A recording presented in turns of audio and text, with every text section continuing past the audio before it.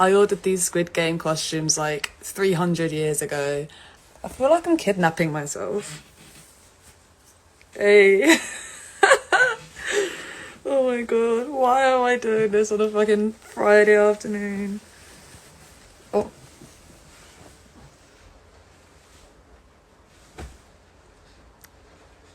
I can't see anything though.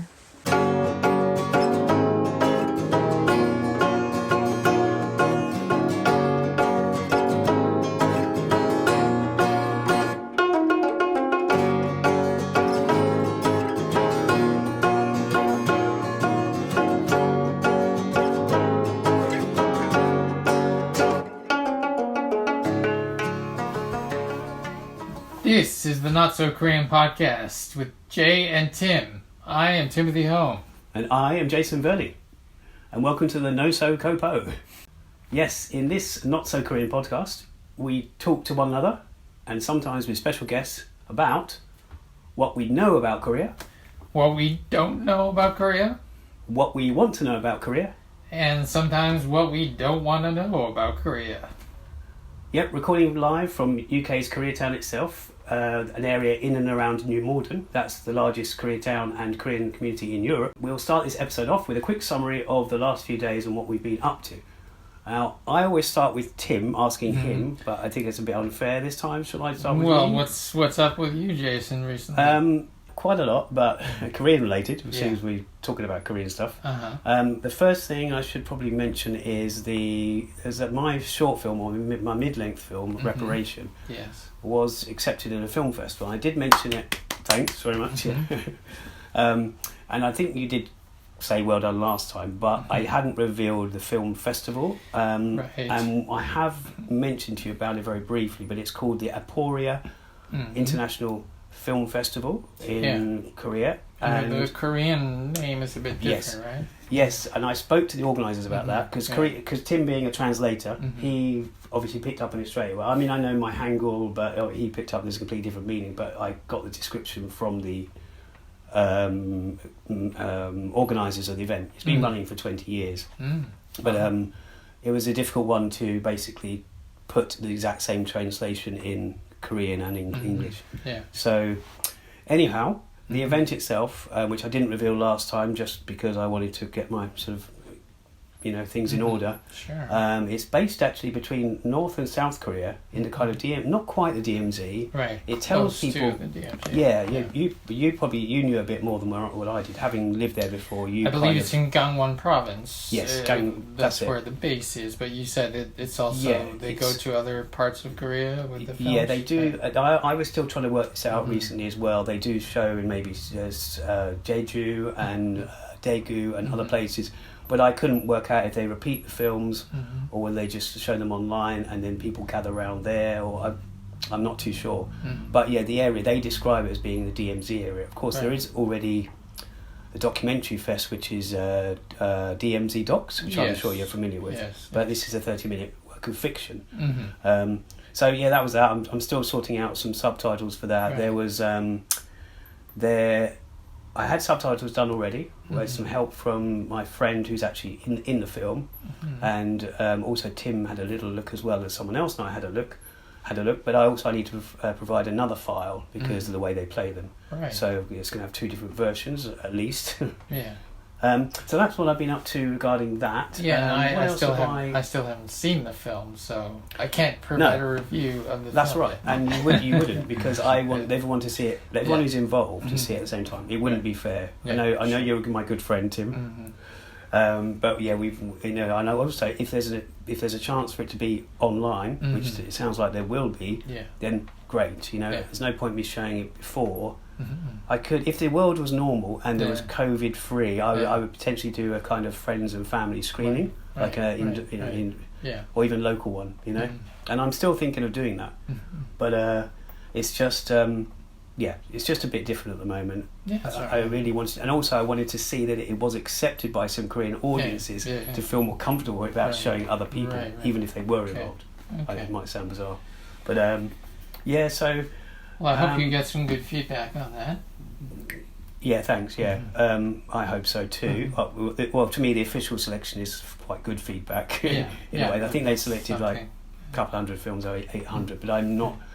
You know, it gives you a bit of a confidence boost. Sure. One other thing I was involved with though was something that you were involved with as well, Mm-hmm. which was putting some posters up around town for an event which is coming up, which we're going to talk about later. Yeah. Which is the Festival, KIMJANG Festival in New Malden. Mm-hmm. We'll talk more about that, but we helped the organiser, who we've also mentioned before. Yes.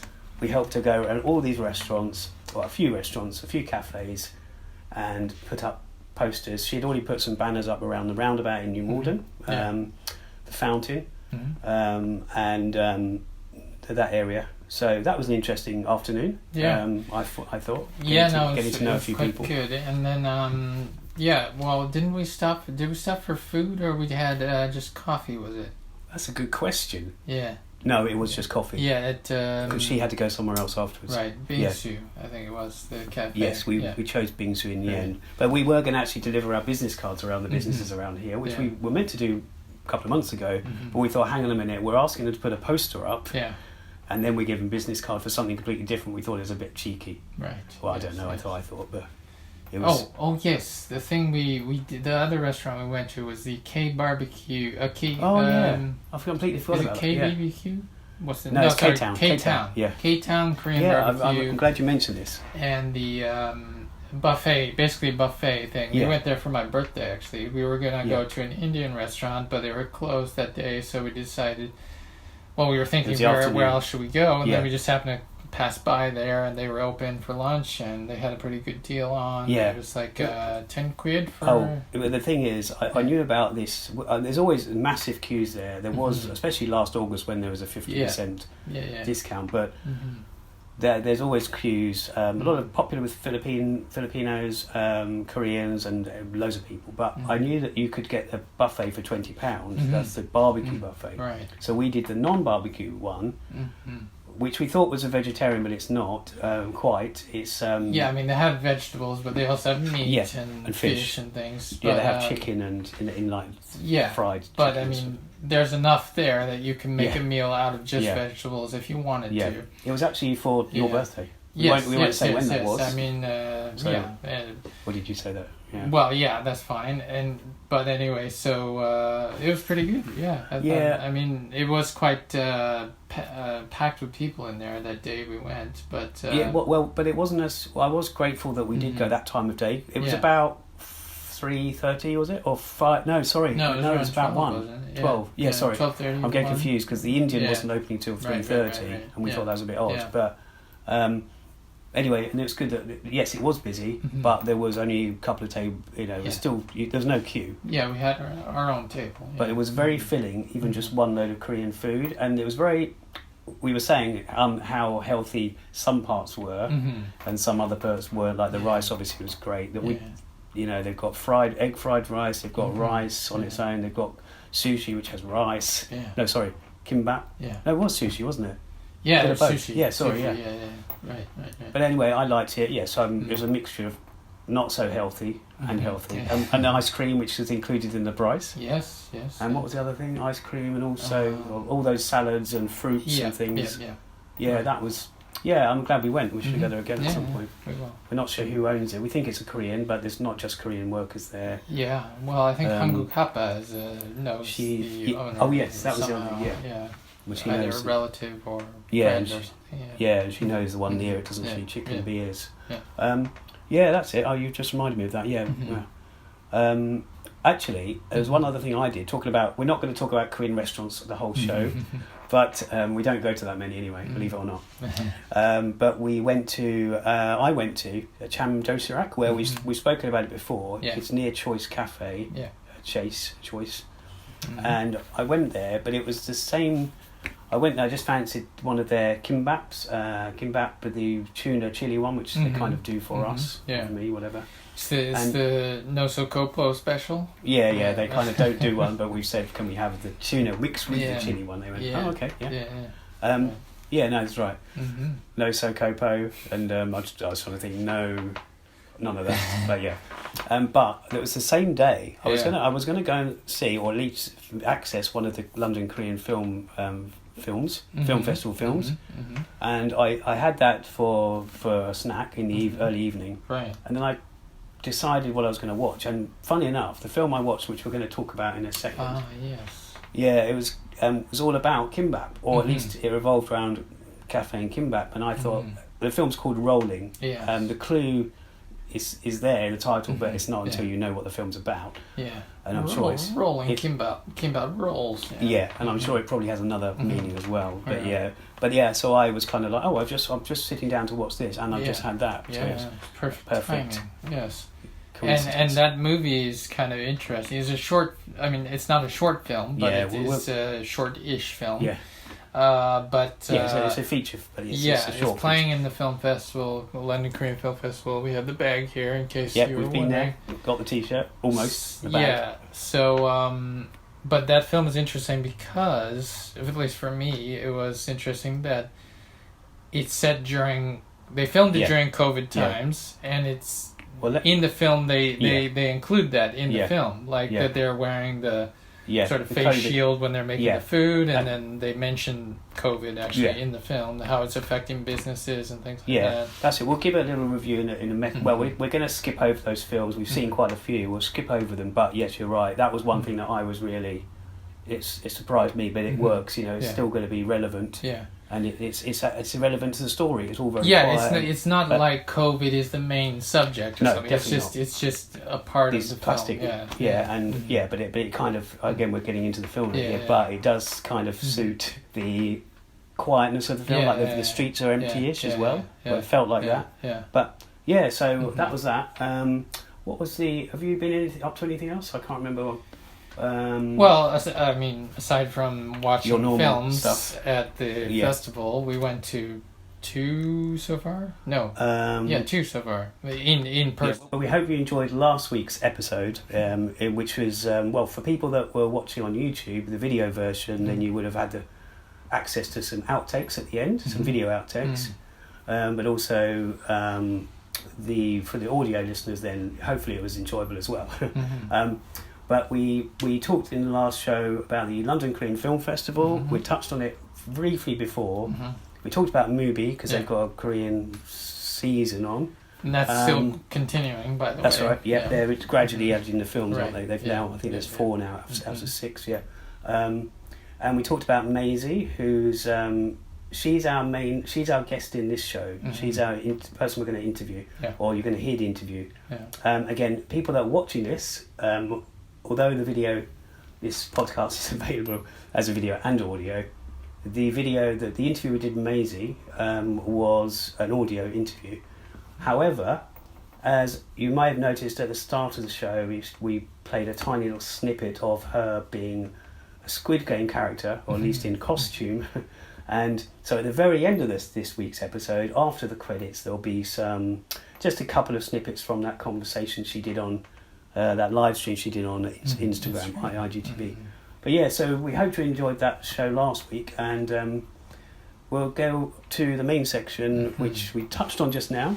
Tim kindly mentioned about the subjects. London Korean Film Festival. London Korean Film Festival, but also Rolling and that. So so as Tim mentioned just now, we saw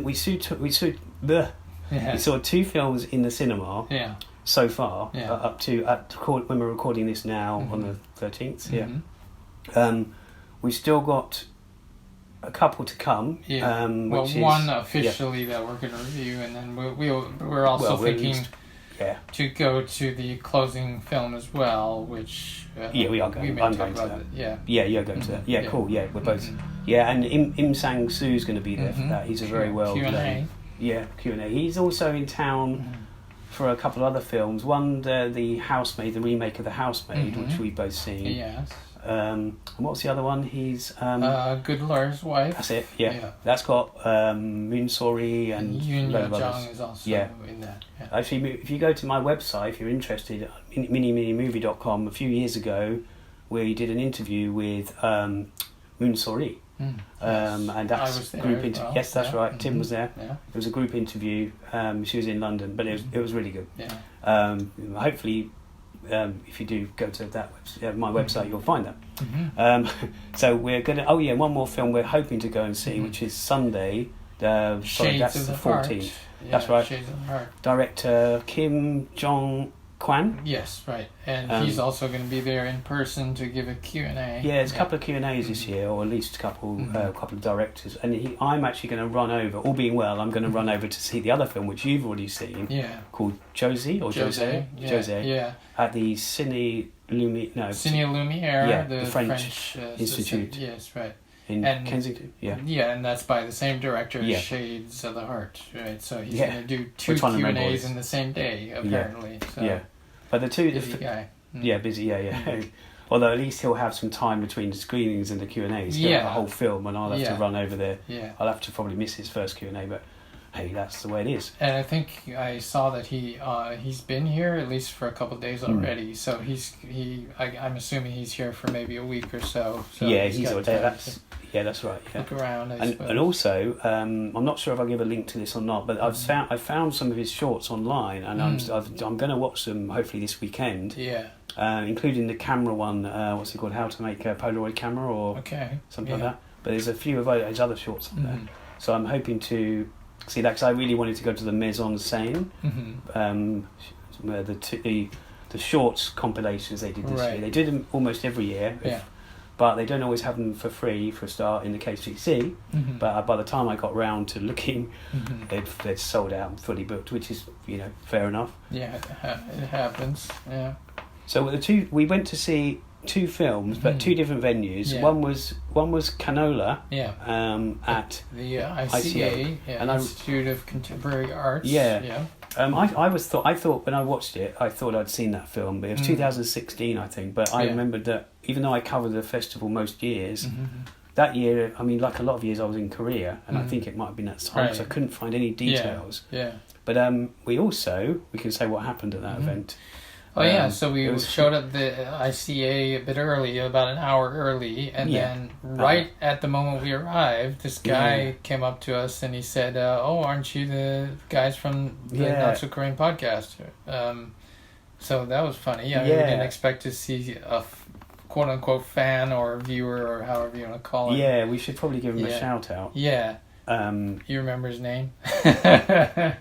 Elliot, Elliot, that's right. Yeah. No, actually, I did remember his name, but I suddenly thought, hang on. Well, you know what it was? I was speaking to him that night, and then near the end, I think I called him Oliver, and I suddenly thought. So then I was thinking, hang on, is his name Oliver? No, but it's Elliot. But he's one of the subscribers, at least on YouTube. I think he said he subscribed on Spotify first or something, but then he heard us talking about a video and went to YouTube, which was really nice of him. Yeah. But the weird thing was, as you've just said, he. We were standing outside. Yeah. It was a bit miserable evening, I think. Yeah. But we were standing outside, literally the front doors, and he came up to us and said that, and we had our masks on, I think, or at least you did. Yeah. And he said no, and the weird thing was, it could have been like anyone that coming up to us, and it could have been more than just us standing there, but it was just us two and him. Yeah. And we said, that was just odd that he kind of, it was almost like he had eagle eyes. He kind of spotted those two guys are the podcast guys. And we were standing kind of at the doorways like bouncers or something, doormen, I don't know, something like that. It was very strange. But we went inside, we had a nice chat to him before the film. I loved that film personally. I mean, Canola. Yoon Yo-jung, of course, stars as the grandmother. Do you want to explain a little bit about the plot, or we can just? I mean, you can talk about it if you want. She plays this grandma of a young girl who goes missing one day in a marketplace, and they don't know what happened to her. And then, I guess it's about 10 years later. Yeah, I think it's 10. Yeah. It turns out that I don't want to get into spoilers too much, but. No. A girl claiming to be her granddaughter may or may not be her granddaughter. You'll have to see the film. But so she shows up, and then she kind of says, I'm this missing girl, and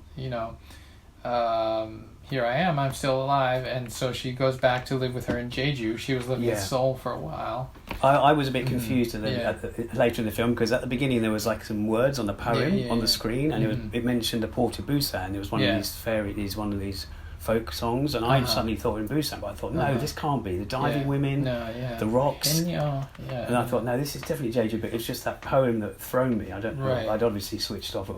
That's right. But most of the film takes place in Jeju Island, some beautiful scenery shots. The colour was really nice. And even the poster shows you the fields of flowers. Was it grape or canola? Canola, that is canola. Sorry, yes, that is canola, But yes, it was. But it's a beautiful shot. But I just kept thinking I'd seen the story before. Or maybe I had. Maybe it was a completely different film. But it was very original. This film. Yeah, it's really nice story and bit of shamanism and it was quite sad in parts. Yeah, but, the audience were very emotional.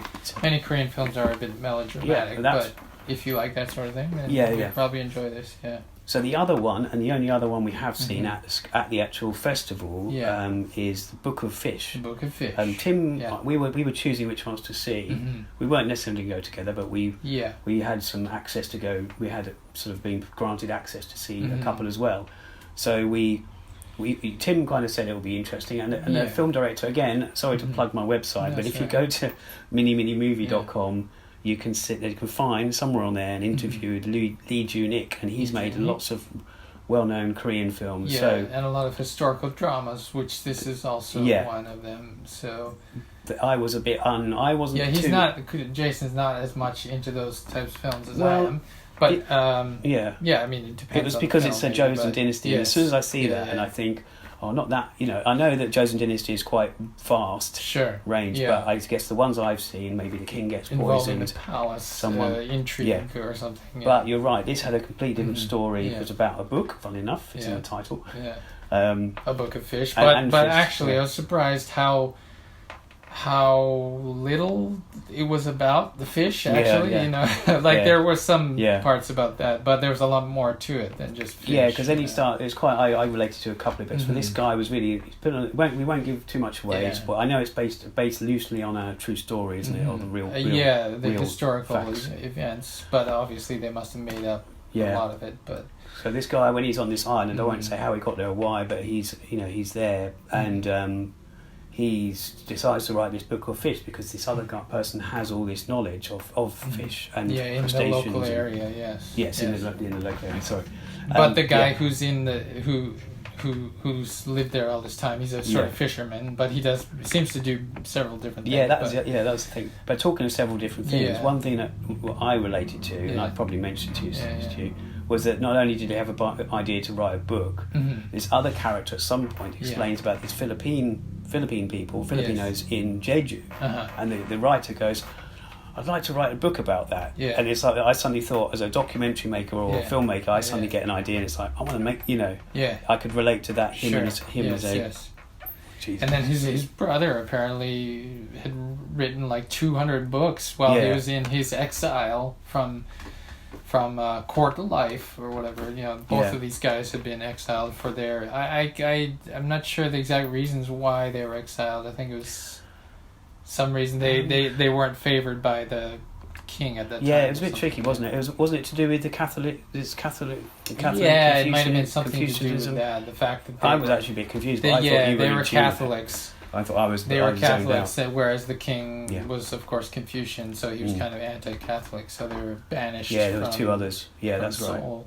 But I liked it. I know it was really good. It was shot in monochrome. Black and white. It looked lovely. Nice I wanted cinematography. Yeah, there was one bit. I wasn't too sure about the words used in it. Their translation. I'm not saying translation was bad because it was good. Yeah, but there were some words. Perfect. Yeah. Someone said something like, what the Dickens. Yes. I don't think back then they would have what Dickens would have, Yeah, no. And there was something else about it. Wasn't douchebag, but it was something. No, well, there's a lot of punk going on. I'm like, okay, punk didn't come around until the 70s or something. Yeah, again, that happens. If people, find these modern... They could find some words, but that was just my little gripe. I mean... But I did like it. I did wonder, there was this giant fish in one scene. He carries this giant fish. Yeah, huge. And, and I thought, well, clearly that's not real. Yeah. But it must have been. I thought that's a great, when people do black and white films, and some people say, you can hide like the Elephant Man years ago, you can hide the techniques. But either way, that looked real, even in monochrome. I'm sure it did in colour. Yeah, no, it was amazing. Could be CGI, I don't know. Yeah. Yeah, I liked it. We came out of that screening. We saw Ant. I had a chat with Ant Bittel before, which is Anton Bittel. Yeah, he did a introduction to the film before the film. Yes, yeah. he and I had a little chat to him before. He asked me about my short film as well, but it was he did a lovely little introduction of the film, and we saw on the way out, of course, Mr. Philip Gowman. Yes. We haven't seen him for a while due to events and due to COVID. Yeah, and he runs the London Korean Links website, which you should know by now if you don't already. Well, we might have a couple of mentioned it a few times, but LondonKoreanLinks.net. If you want to know, like Tim just said, if you want to know anything that's going on in this country, in the UK, to Korea, you find it. It's not just London, but it's mainly London, but it's York, it's wherever there's an event, whether it's a music festival in Cardiff or Manchester or whatever. He's there. Right. He's there literally, or he's there. He's there literally or virtually. For someone does it literally. That's what I'm trying to say. Yeah. So those two films we can sort of attest to seeing in the cinemas, and there's a couple more which we've also seen since the last screening. Since the last show. Yeah. There was a couple we reviewed on that. Awoke and Loners. Yes. And we're not going to delve too much into these other ones, but we will. So we mentioned Rolling already. Yes. That's one that we watched, and we both liked that one. I wouldn't say really it's amazing, but it's a good. Yeah, I like it's quiet films. It's very. Really, that's a phrase we often say. It's good for what it is. Yeah, well, I'd say that. But because I get, especially for Hollywood films, I go, well, it's good for what it is. It's nothing new. And I could actually say the same for Collectors, which is it's more. You haven't watched that one, but just briefly, it's sort of it deals with history a little bit, but it's not set in a historical time period. It's in the modern day. Okay. But it's about these people who basically steal historical objects, like Korean cultural heritage objects, and try to sell them on the black market or whatever to these rich people or whatever who want to collect art pieces. And so, but it's sort of an entertaining. Yeah, you said it was something action, almost like an action. Movie. Did you give an example? No, something. You just said it was entertainment. Yeah, I kind of almost know the type. Not like Beast Clutching at Straws or something, but something like another film I was thinking about. It's just for fun, basically. Yeah, it's nothing too serious. I will see it. Yeah. So. If you like that kind of movie, like Doduk Do, do you remember that? The English title, I'm trying to remember it.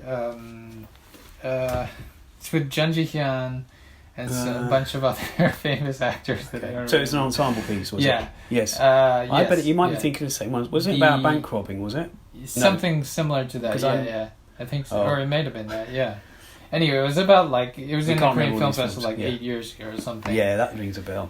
The Thieves, I think. Oh, Thieves, that was yeah. So it's quite similar to that, except it's more focused on historical stuff. But, okay.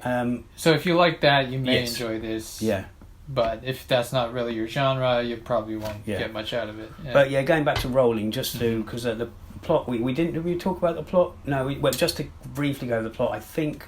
We can safely say that it was actually it's difficult to explain because obviously this girl she's working with Kimbap, but she's it's her mother's store.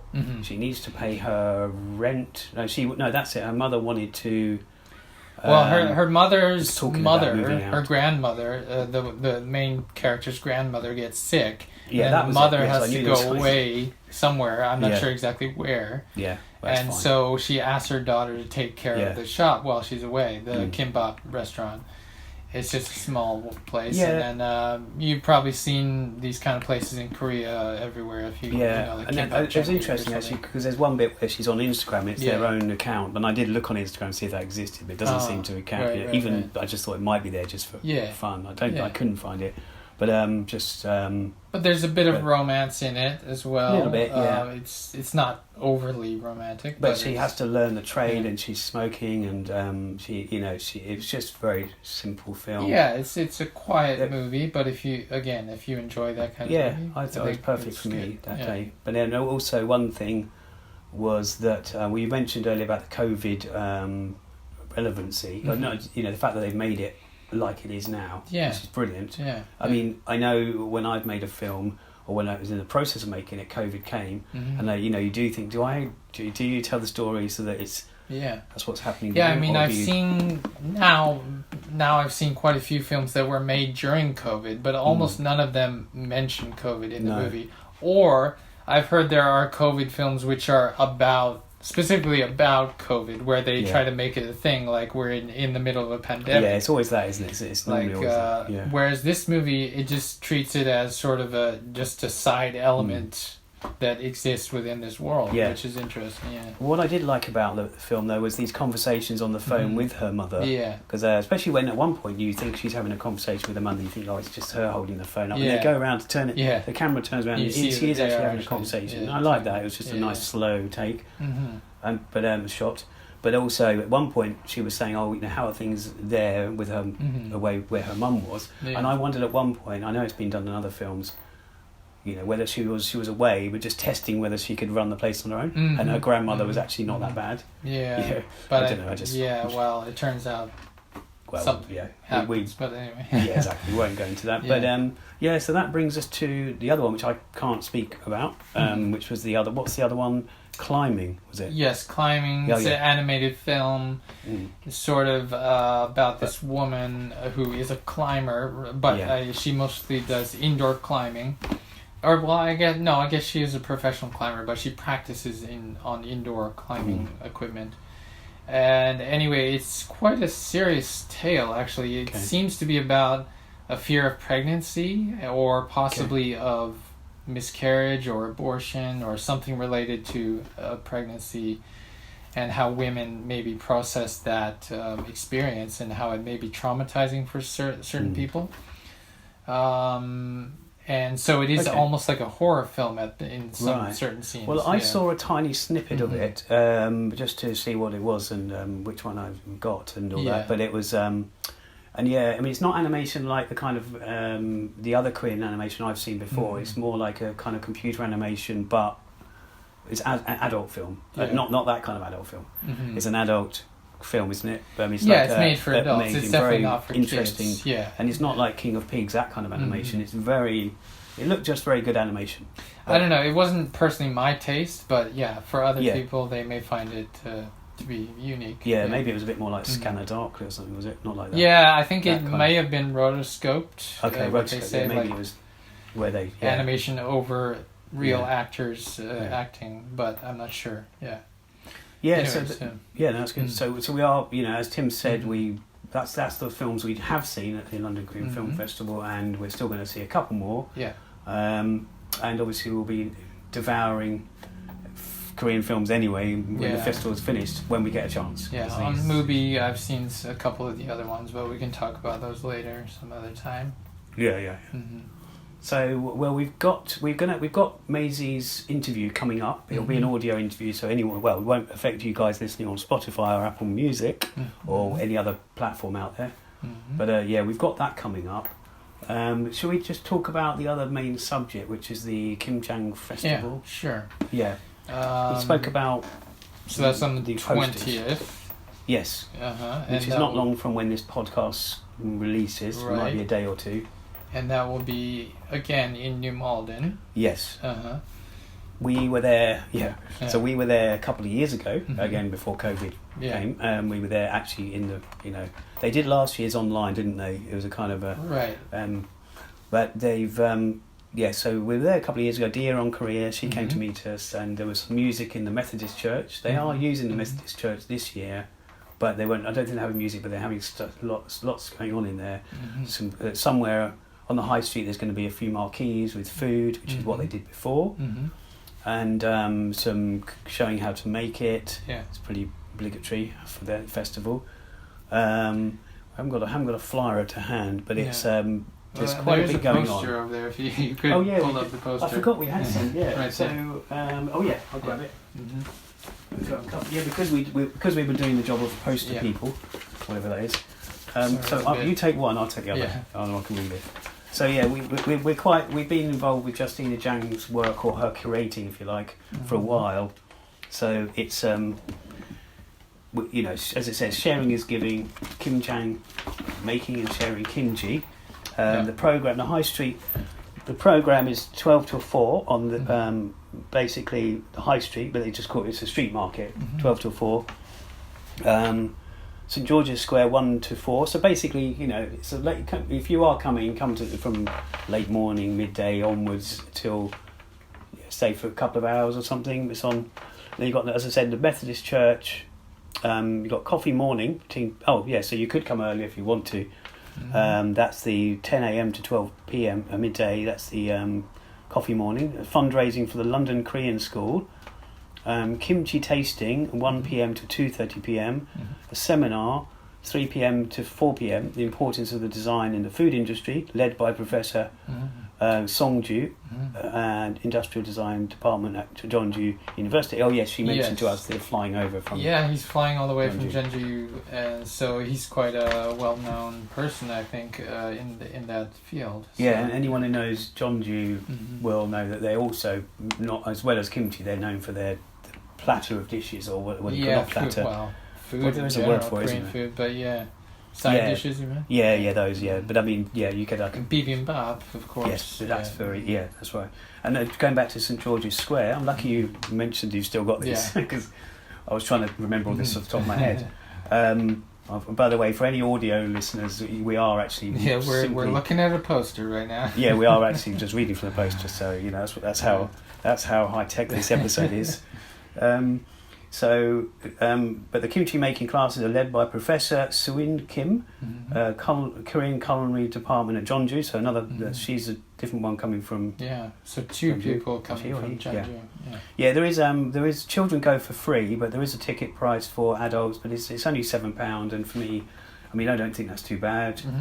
Sponsored by, special thanks to the Korean Resident Society and all these other aspects of Korean culture, and who's the other one? Kingston upon Thames, of course. They're always helping out these events.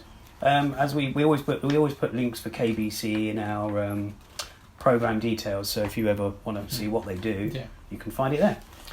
And that's that. But also touching on kimchi and something we've spoken about before. There we are going because this show is going to happen. It's the one where we've interviewed they're the decorators. Yes, called. The decorators. Well, we've interviewed these two. Well, there's a few of them I think called the decorators, and they were involved with this kimchi. What do you call it? Well, it's a kimchi making pool almost. Mat. Sorry. For making tons of kimchi, basically. Yeah.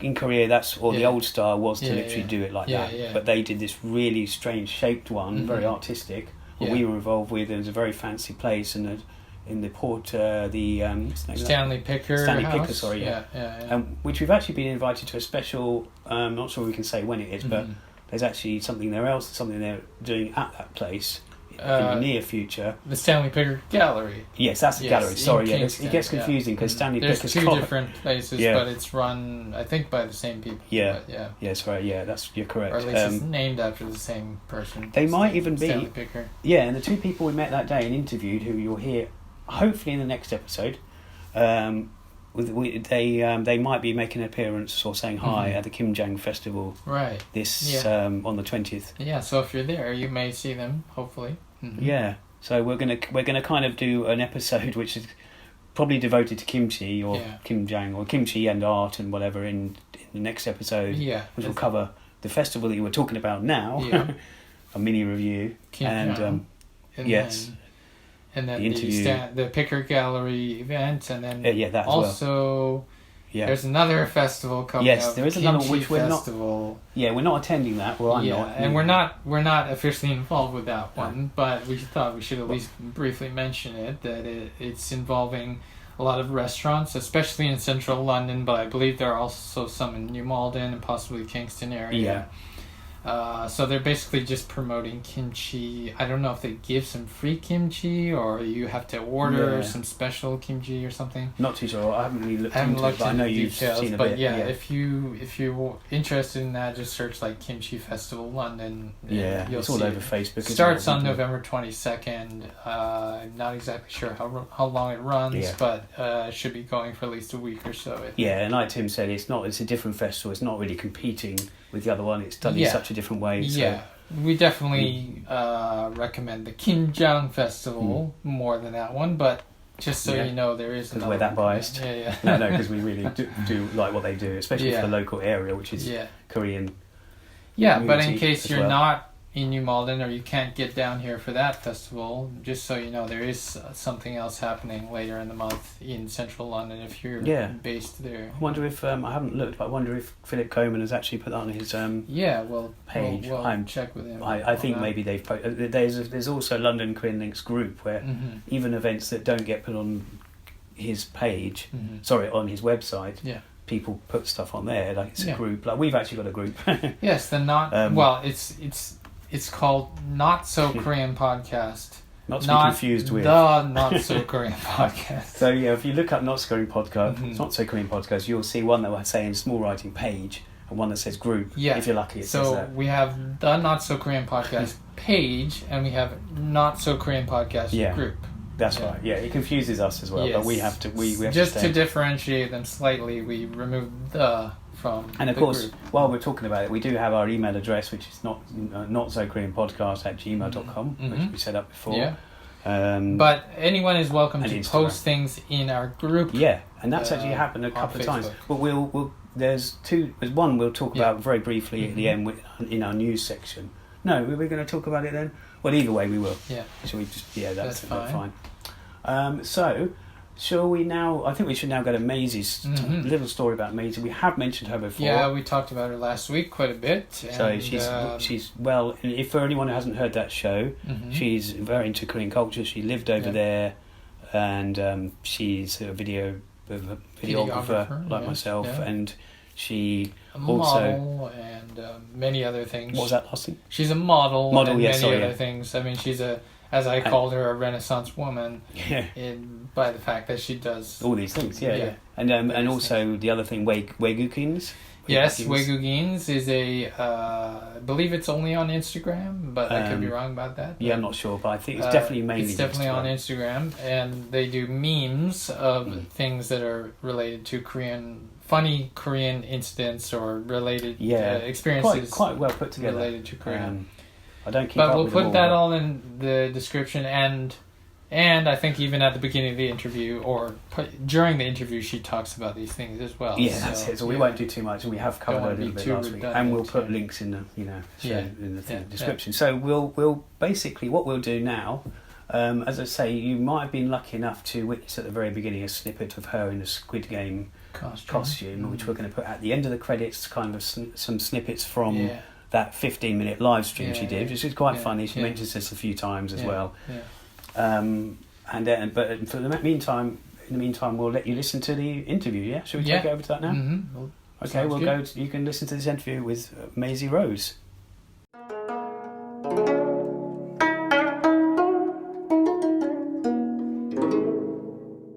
Just a quick note to our viewers or listeners. This interview took place in a sort of a very nice building in Kingston, quite historic. And as a result, the room that we use, the area, it gives off quite an echoey sound. And as much as we've tried to fix that in the audio mixes, sound editing and sound mixing, there are still moments and pieces of this interview that you can sound sort of echoey or even slightly at a distance. The mic setup we had, because it was a large room, which meant we had a large sort of table area, so we had to pass the mic equipment around as and when we could, as best we could. So anyway, please enjoy this interview with Maisie, and if you stay tuned to the end, you'll also hear us talking about it. And also at the end of the credits of this episode, as we mentioned, there'll be some footage from Maisie's amusing and interesting Instagram post. Whether you watch that, whether you're viewing that or listening to it, please stay tuned. Thank you. So this is Jay, and Tim is with me. And we are with a special guest, and that is Maisie. And she's going to tell us a few things, and we're going to ask her a few things about her life and her times with the Korea connection with Korea and all that. So shall I ask the first question? And would you be able to tell us first of all, introduce yourself, your name, and perhaps a bit more about yourself, if that's all right. Yeah. So my name's Maisie, and in the UK I do modelling and video work. I recently started out as a videographer, but I went to Korea and I met Tim there, obviously, and he's doing translation now, so I was like asking for advice on that when I was starting to get into translation, but we just kind of kept in contact recently, and UJ, I've been stalking you online, and this is the first time we've met, so... That's right. Nice to feel wanted. Yeah. Not wanted, but stalked. Right, so how did you first get involved with Korean culture, actually? Yeah. How did I get into it?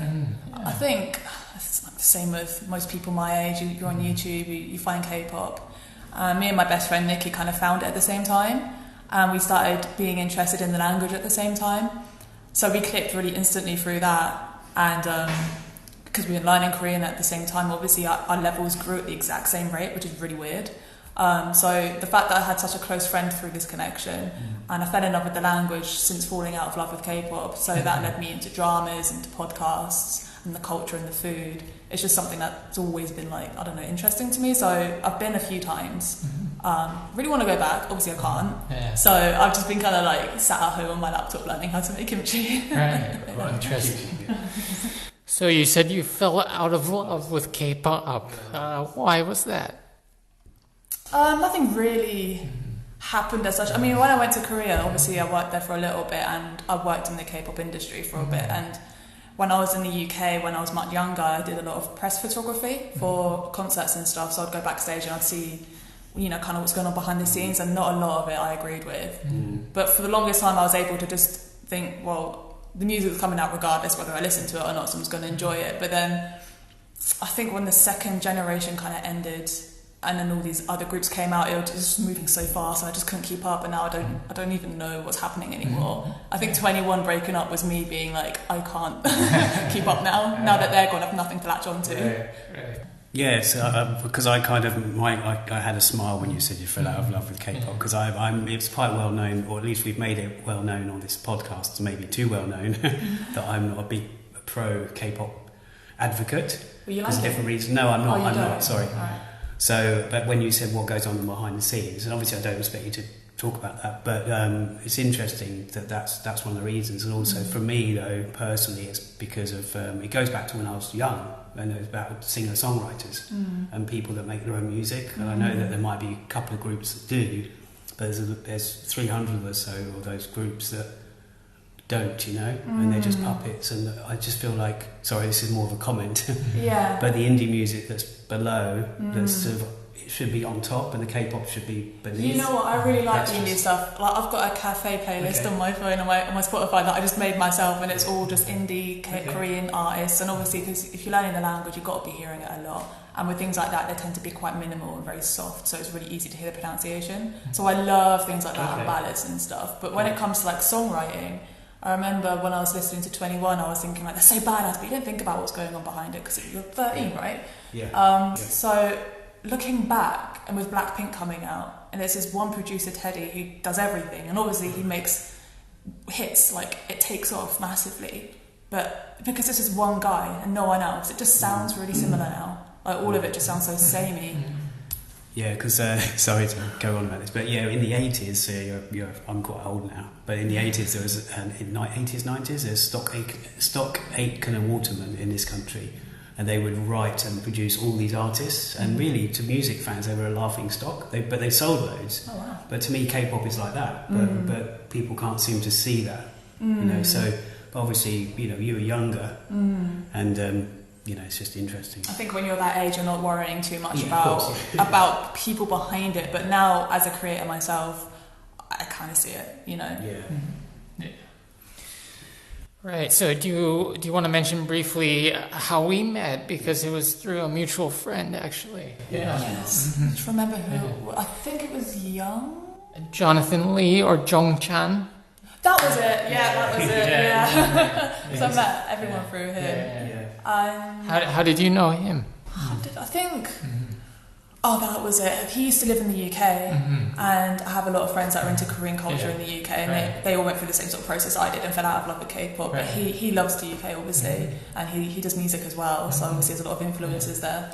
So I met him through a friend of a friend. And somehow we just kept in contact. And when I went to Korea, he was like, let's just have a coffee or something. And we ended up hanging out, and then I met you guys. It was really fun.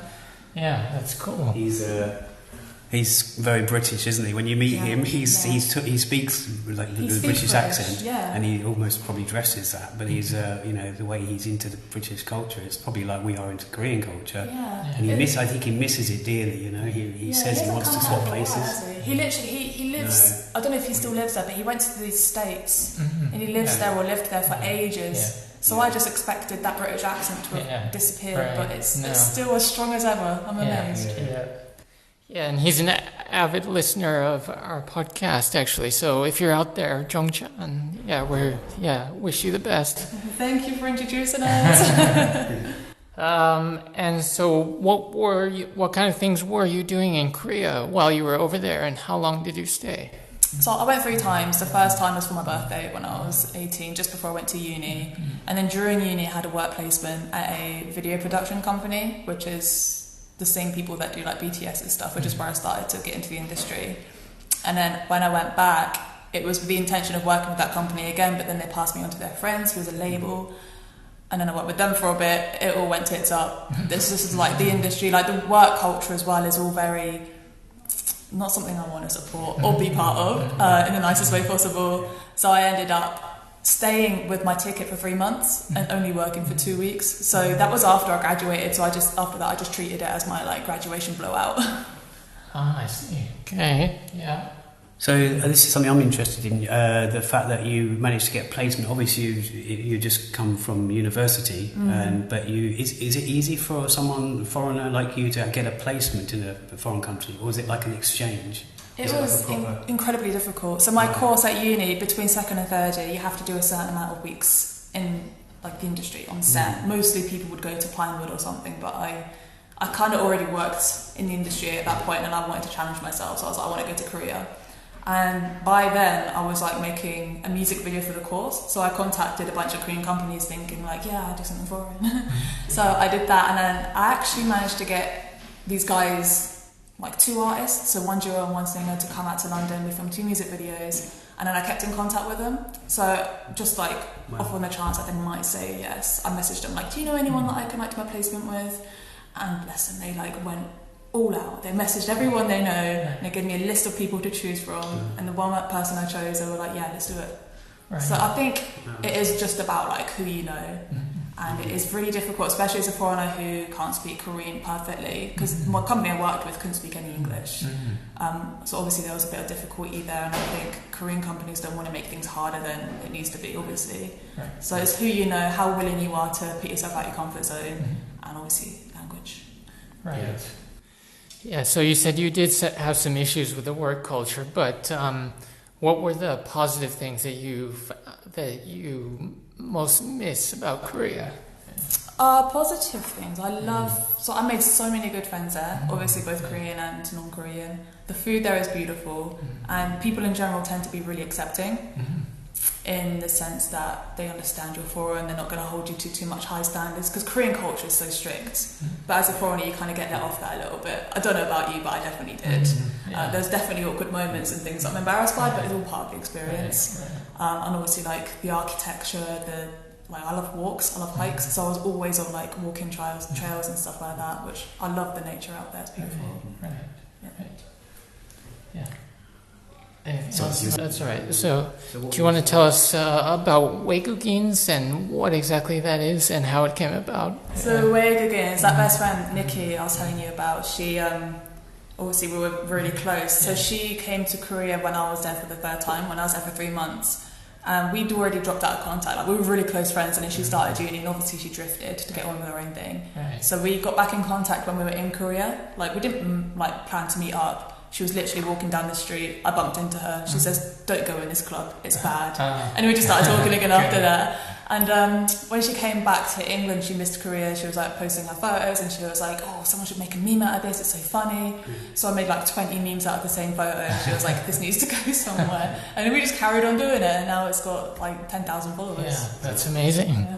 So you must have received some interesting feedback from people looking at these memes and things? Is it mostly positive, or are there some trolls out there? Or well, surprisingly, we've tried to build like a wholesome, positive thing with Weigugins. Like, obviously, we're taking the piss out of mistakes we make, but we're trying to do it in such a way that it's okay to make mistakes and it's okay to laugh at it. You know, we don't want people to beat themselves up for it. So luckily, we don't have any trolls, but we do have people that think they know everything, not in a mean way, but they're like, if you misspell something, like if you just type in quickly, like something is misspelled, you get like 50 comments saying, actually it's this. It's like, thanks. Right.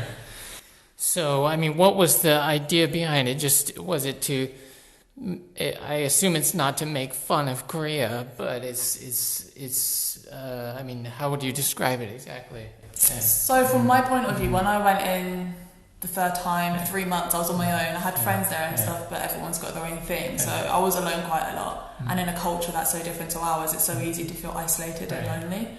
And people can tend to like go out, make a mistake, and then sit at the rest of the day just thinking, oh my God, I hate myself. So we just kind of want to lighten that, and we kind of like give people something to relate to. If they're like feeling a bit lonely, they see our memes, they think, oh, I'm not the only one that does this.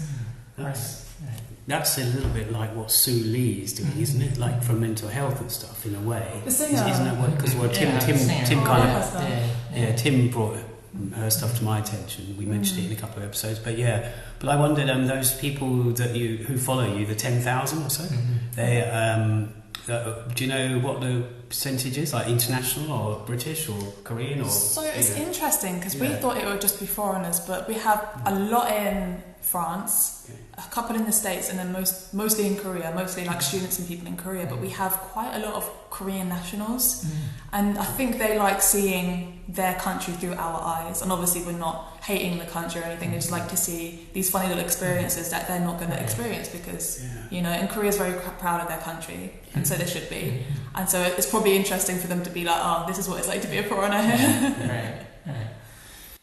So, and also you mentioned to me last year that you were getting into translation a little bit. So are you doing any translation these days? And if so, what sort of translation are you doing?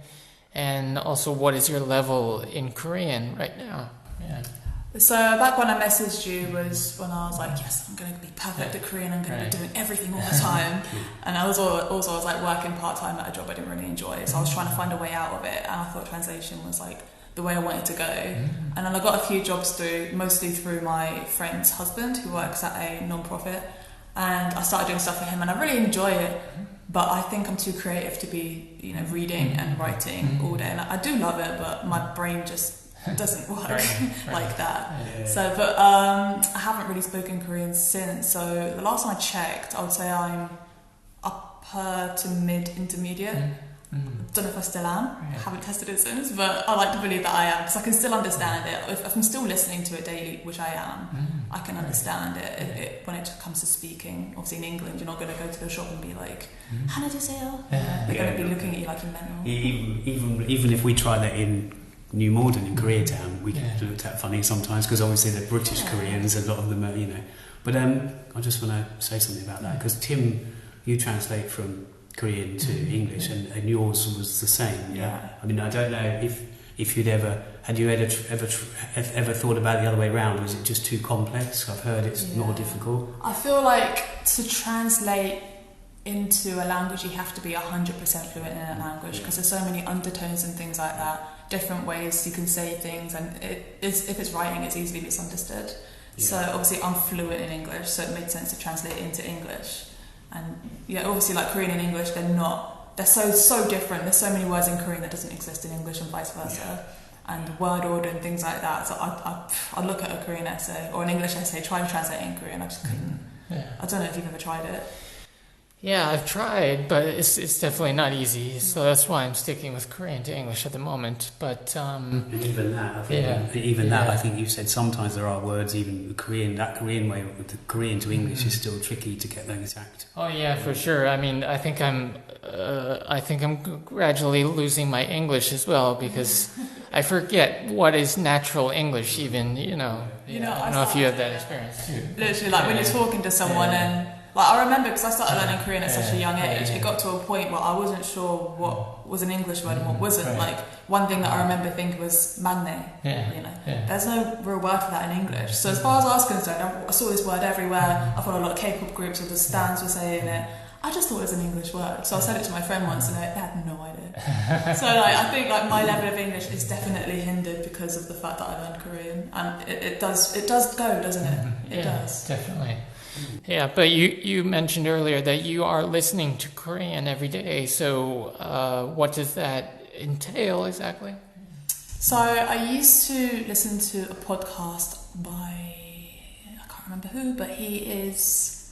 Motivate Korean. Do you know? I don't think so. No. So he's a Korean teacher, but he's an American guy married to a Korean girl, and he teaches Korean in such a way that it's like he's trying to change your mindset and think like a Korean and speak like a Korean, and it's just a very different way of teaching it. But one of his best friends, I think his name's Johnson Lee, they do like 45-minute long podcasts together. They do the same podcast in English and in Korean, so it's really good for like if you want to hear the Korean podcast.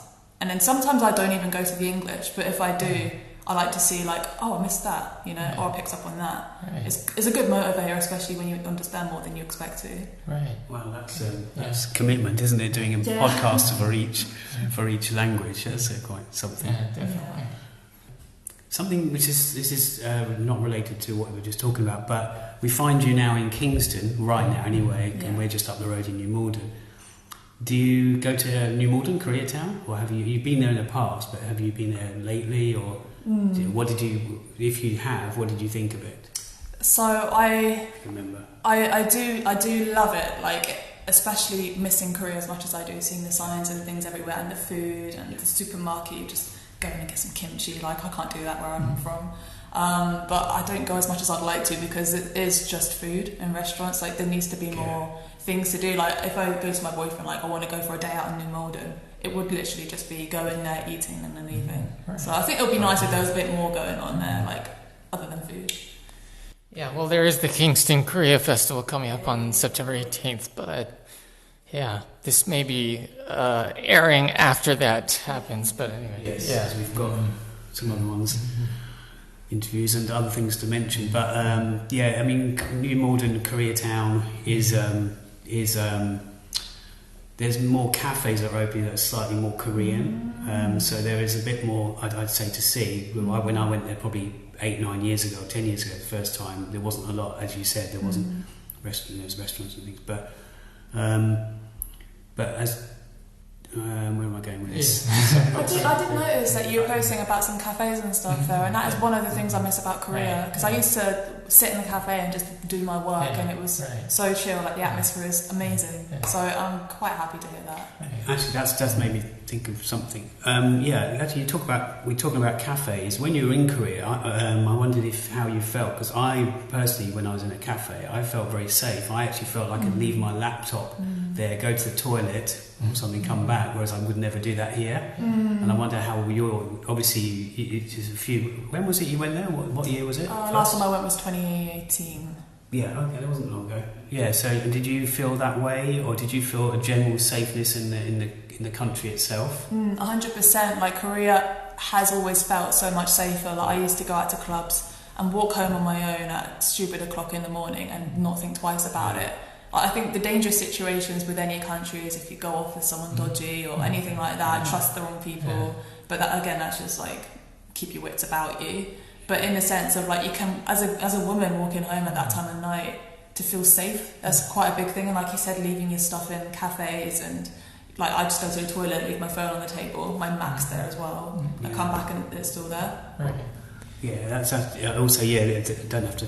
Yeah, but another thing leading on from that, I've just remembered that you give your phone to someone to charge it behind the counter, even in a pub, and I would be keeping my eye on that all the time. Yeah. Because someone's going to lean over and take it, but there it's kind of, I don't know, there's something about a bit of trust. Yeah, I think they've got a community mindset. Like they don't say me a lot, they say we. And I think that kind of like it's crazy how much a language can affect the culture. And I think that's one like example of it is that everything is ours. Like their streets are clean, their schools are probably clean. I don't know if there's a school there, but I'm assuming they are. You leave your stuff out and it's safe. You give your phone, it's safe. Like it's very take care of each other.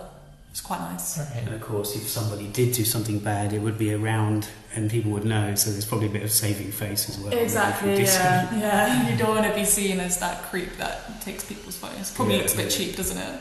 Yeah, probably. Yeah. But following up on that, like obviously, as a white woman coming to Korea, you may have some different experiences than we might, or or even as a Korean woman might. I mean, was there any time that you did feel unsafe, or that you had some maybe unusual or uncomfortable experiences? Yeah, very rarely. So I had a couple of really bad experiences there, which I won't go into. I had quite favourable treatment, I'm not going to deny that, as a white woman, and I'm quite tall as well. I got a lot of stares, even if it genuinely got to the point where I'd covering my face and wearing really loose clothing just because I was just getting so self-conscious, everyone was looking at me. But then I did get favourable treatment, like I would get freebies at restaurants and stuff, which benefited me, but at the same time it's a form of favoritism just because of the way I look. And if they can do that to me, then obviously black people have such a difficult time, but in the opposite direction, so they get treated badly for the way they look. So I think there needs to be some sort of fix there. But there was a case of like homeless people coming up to me and like chatting to me. There was this guy on the train and he was like, oh yeah, take my number, and then he'll text me. I'll block him, and then he'll come and find me at the next station and be like, why did you block me? Wow. Okay. I didn't know about that. I mean, I know that in South Korea there is problems with women and stuff, but it's normally within men taking advantage of women, for example, and harassment, but that's normally within the culture. I mean, you hear it, even with India, you hear it for white women, but of course it's the stories that you hear about. But in Korea, I didn't think it happened that much with foreign women like you. I think especially with K-pop and the younger generation going to Korea, they're quite vulnerable because they see Korea as a very safe country, which it is. They see the dramas and these lovely men, and they go to Korea, and if a guy was to go up to them and say like, oh, do you speak English, like this language exchange, I would know that was a bit of a red flag, but to them it's just the Korean person being really, really kind because that's what they're exposed to. And that can land them in very dangerous situations. That and the cults. You've been approached by cults, haven't you? They come up to you and they're like, oh yeah, if you come over here, we'll teach you how to make kimchi. And you're like, I don't know about that. Yeah, a traditional Korean experience, right? If you haven't done that, you're not Korean. That was like the. I mean, this is not a question again; it's a statement. But this was like the time I stayed in a shaman's place, Airbnb, and it was meant to be a traditional Korean experience. But when I got there, it was just me and these room of statues. I'm not religious or against anything like that, so it's fine. But then more people that I told throughout that week, I was staying in that place. They went, "Oh, you got to be careful." And I couldn't sleep. Because the more people told me about it, I was, you started to like think back and think, "Oh, how bad could that have gotten?" It's an exorcist place. But there's business cards saying Korean exorcist. And it's a lovely place, but it was just. Did you get an exorcist performed on you? I don't. Well, not to my knowledge. Not to your knowledge.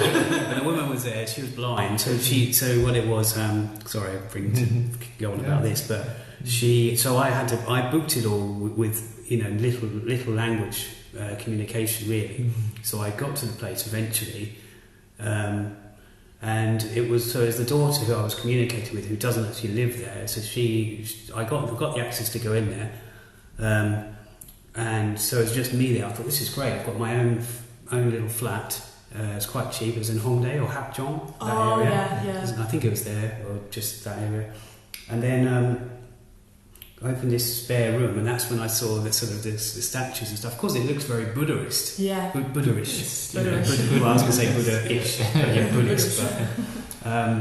But as I say, I didn't mind about it. But then the more people were told, it was kind of I was putting my music on to go to sleep instead of just silence, because I was thinking next room to me. But as I say, then some mornings I would get up and she was there, the mother who was blind, and I didn't know what to do. I can't even introduce myself. She was going to be doing some something. Yeah. So yeah, it was very weird, but I didn't cancel it. I just took some videos and footage. So people are telling you like, oh, you got to be careful. You're like, but it's cheap. Well, it wasn't. Yeah, it was cheap for what it was. But yeah, and then I think about 3 days into it, I did fall over on the pavement and graze my face. I was drinking, I have to say. That might have been. But I thought, was that to do with that?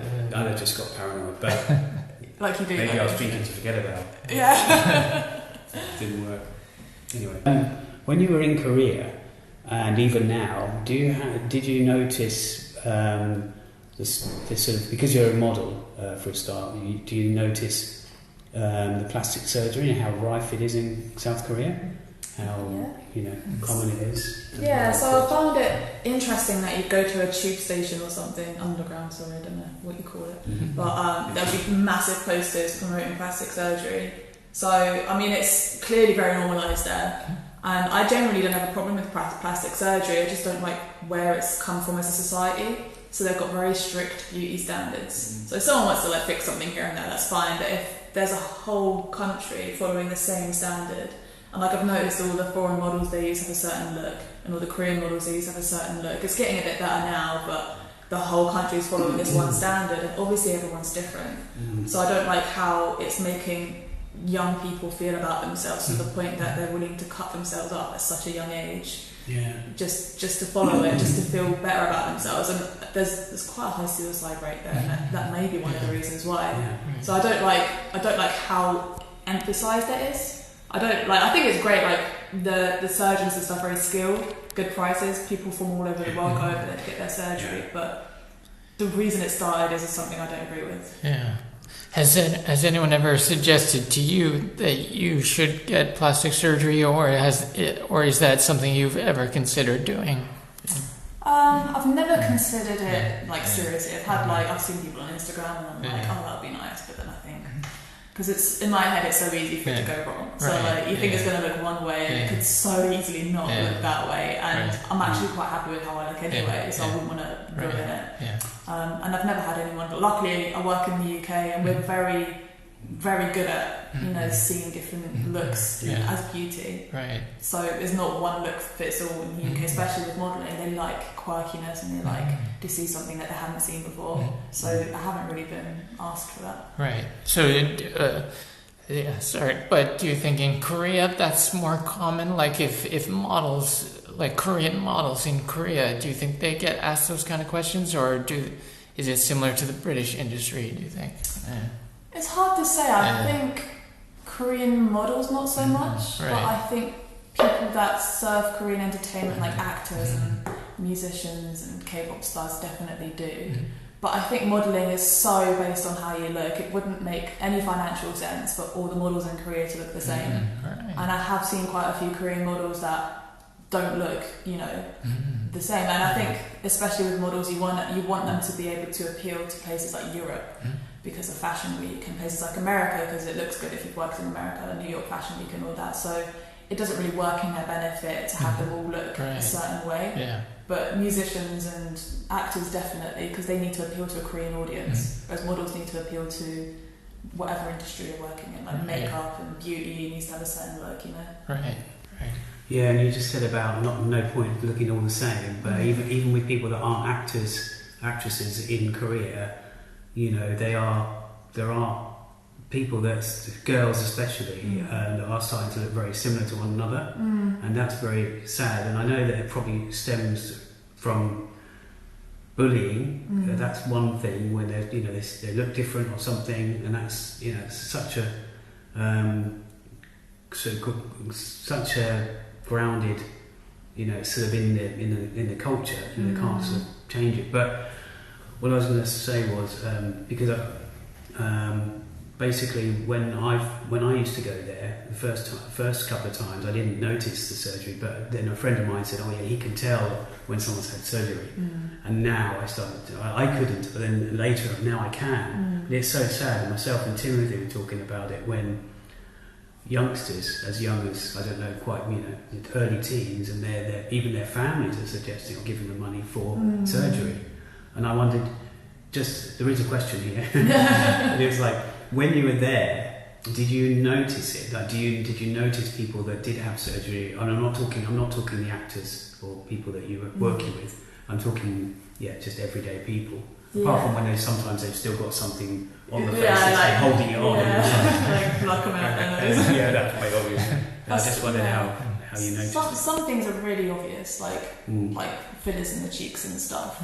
And then there's like double eyelid, which some people have naturally, and then some people don't. If it's done really well, it looks really natural. And no surgery, I can't really tell because I'm just not that observant. But not gonna lie, the surgery is so good in Korea. They're so talented, and a lot of the people that get it look amazing. Like they look beautiful, but knowing that it's coming from such a deep-rooted insecurity that society is kind of manifested for them, means that even if they do get the surgery, they're still going to see something that's not quite right.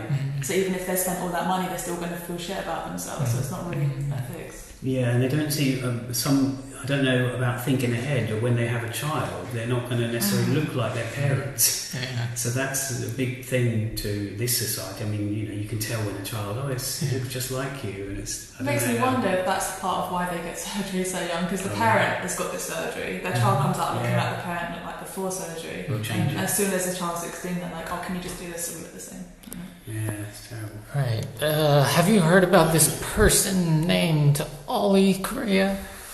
Ollie London. Yeah, Ollie London. Sorry, Ollie London. So, I mean, he recently became famous in the news because he had a lot of surgery to look like a Korean person, or at least his image of a Korean person. So, I mean, do you have any opinion on that, or? So, for Wavy my friend Nikki that I run it with is obsessed with him, and he's recently come out as non-binary as well, but also transracial. So he's calling himself Korean, and he's on TikTok and he's trying to teach you Korean, and it's like Annyeong Haseo, and then he's like they've got Korean people responding to him saying like actual Korean, and then it's like no, that's not how you say it, and you're watching it like they're Korean, like they know their language, but again, that it's easy to laugh at these people, but I do feel very sad at the same time, because whether or not it's an act that he's found himself famous for and is playing up to, or it's genuine, it's all very, again, deep-rooted in insecurity and the need for attention. And that's a lot of money and a lot of health risks. Like apparently his doctors just won't do anything to his nose now because it's so close to falling off. That's a lot of health risks associated with that when you could just go to therapy,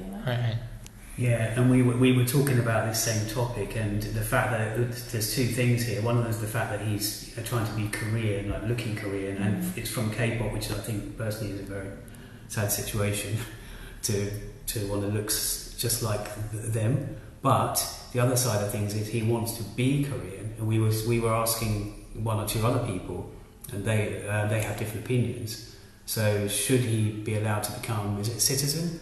Should he be allowed? Well, I don't think he's asking for citizenship. He just wants to be recognized as a Korean person. And I wonder, so it's interesting. We're not asking for your opinion, but it's just an interesting, there's a couple of things to this. Like, should people be allowed to change their... Because you do get foreigners born and raised, like there's that famous model, I think he's half Korean, half black, but he just looks black. And he's born and raised in Korea.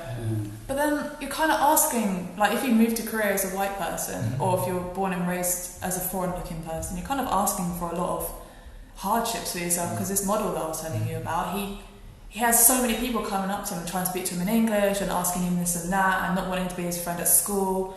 And he's like, he can't even speak English, he said. He only speaks Korean, so why are they, this preconceived conception of him?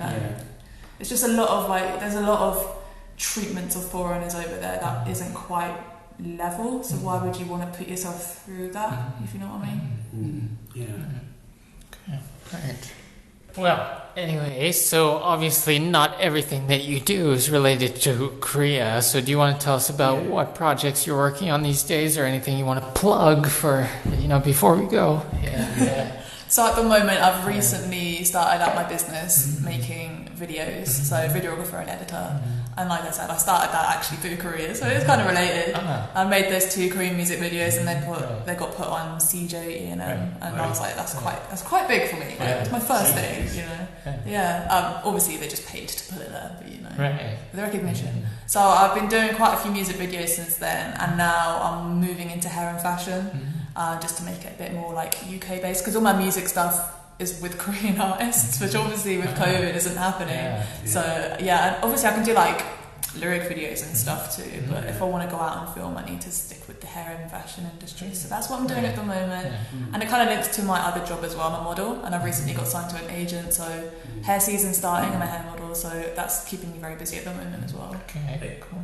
You also do editing. That's something we've got in yeah. common, so videography and stuff, yeah. And also, when I've seen your Instagram pictures, and you mentioned hair and stuff, I can tell that you always have very unique hair. Yeah. Whenever a style like today, it's very nice. Yeah, there was this shoot I did. It was a video shoot, and it was so amazing, but I can't post any pictures of it. So I'm looking at these pictures every day, thinking like, when can I post these? But it was really cool because I had like really long blue wig, and then the shoot itself was UV, and they gave me like a UV contact lens and like UV makeup, and it was amazing. Like I can't wait for it to come out. But like things like that. Because it was a video shoot, I can just approach the videographer and be like, have you got any, like, needing assistance? You know? I think I might have seen something with one eye where it had something. If you follow my private account, I couldn't wait. I couldn't wait to post it, so it all goes on my spamming account, which I think you both follow. I'm so sorry for what you've got to see.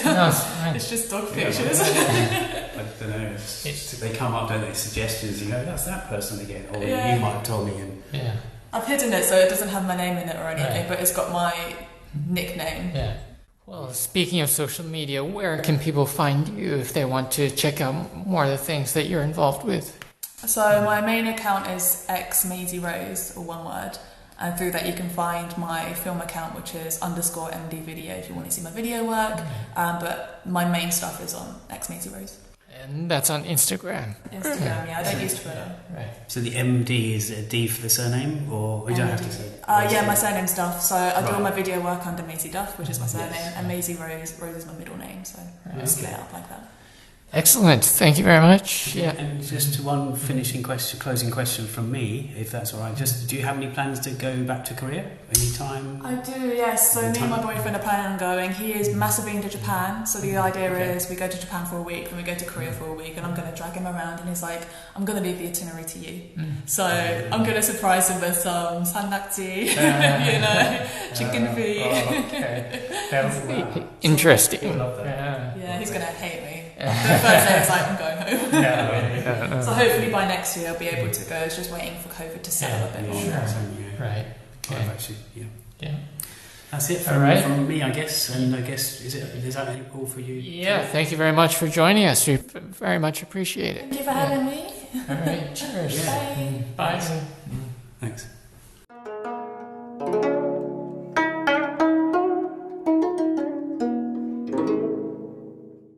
Right, so that was our interview with Maisie Rose, really enjoyed that, and I hope maybe she will come on again sometime in the future. She did seem quite keen or happy to do it again. We could have talked to her. It sounds like an American thing. Gotten or talking. Talk to her again. If she seemed quite happy to do that again. Yeah, she's got a lot of interesting perspectives as well. So cool. I mean, like you, she lived there. I haven't lived there. I've been there many times, but she seems to know her stuff. She's quite funny. I mean, if that full Squid Game thing that she did, I know that was just a simple, spontaneous, dressed up sort of live stream on Instagram, but she was very funny. Even if she doesn't know she's funny, she's saying something that's quite funny, quite dry. But she mentioned not so Korean podcast a few times, and she talked about. I said, why don't you promote your own stuff? She went, I could do, or something like that. Maybe she has too many things to promote now. I don't know. It was a great picture that day, actually. We took a photo of us by those phone boxes in Kingston, which is just down the road from where we live. That's on our Instagram already. It's definitely on yours, I think. But you're right. I looked, But so we hope you enjoyed that. That's been a couple of weeks. A few weeks we've been dying to get that up to our listeners without. Apologies to Maisie for the delay on that. But we had a lot of things to do. We're trying to, and it has to be. We're trying to get these shows at least themed around a similar thing, but we've had to break them up. Like this one is, movies, kimchi, and also Maisie. So it's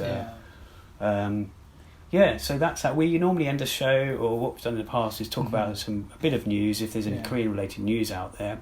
And I think your friend, who you spoke about last week, there was a bit of news a tiny bit of news or TAEHEE, update. Marie Atelier. Well, she was not feeling too well recently, so she took a bit of a break, and she said that she needed some more time to complete our art piece, if you want to call it. But according to her, she's doing like the whole 9 yards. She's doing No So Kopo, Not So Korean Podcast, Tim and Jay, something, Jason, Timothy, I don't know. She doesn't need to do anyway, all that. I told her, she doesn't need to do all that. But if you're listening, you don't need to do all that. No. But anyway, we'll see how it turns out. I think she's going to start working on it at the end of this week. We don't know what to expect because we don't know. This is some sort of logo thing she's doing. Yeah, and I don't know exactly how long it will take her. But I don't mind if it takes her however long it takes her. Yeah, personally, I don't mind if it's in 2022. You know, it's not that. It's not something we wanted in return because she was after our show's gone. Yeah, last week we spoke about her. Yeah.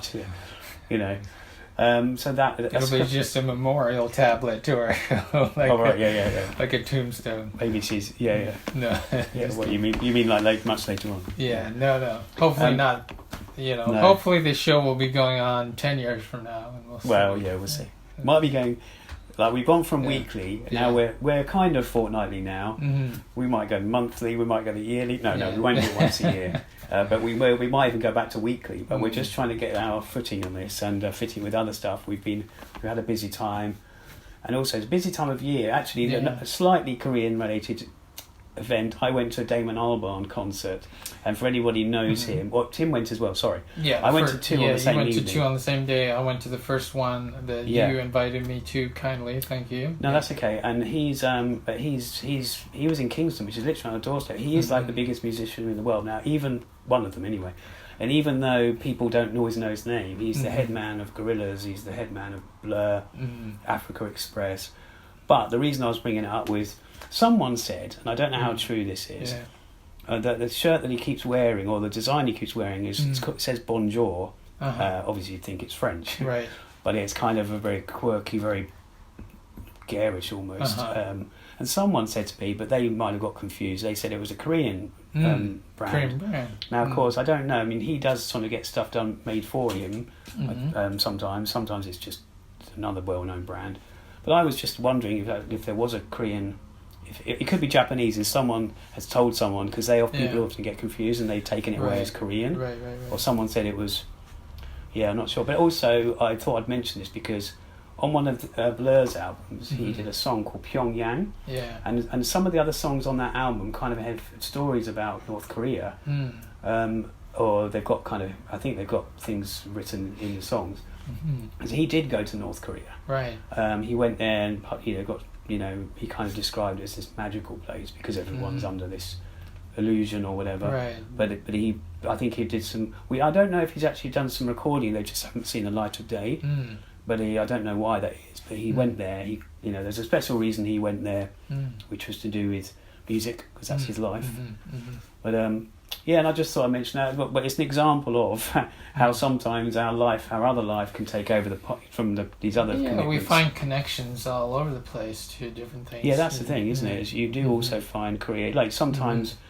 It's like my mum a couple of years ago, she got me some socks, and she literally, one of the main reasons she got me was because she saw Made in Korea in it. Oh, okay. And fair enough, that's not often, there's some mermaidy socks or something. Right.